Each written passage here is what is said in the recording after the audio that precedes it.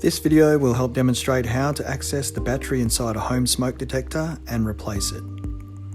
Firstly, we must turn off any electricity connected to the device at the mains. This is usually the switch for the lights. To identify whether the power to the device has been turned off, the green light will no longer be displayed. To access the battery, simply push in the release clip and gently pull down the cover so it swings open on its hinge. We can now remove the old battery and replace it with a new 9V battery.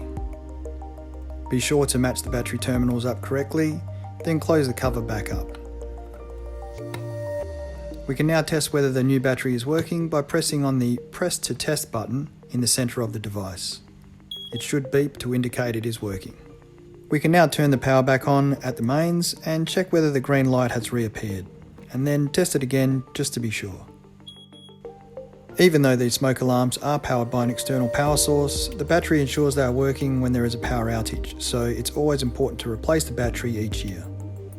If you have a different kind of smoke detector, I have several other videos on my channel that may help.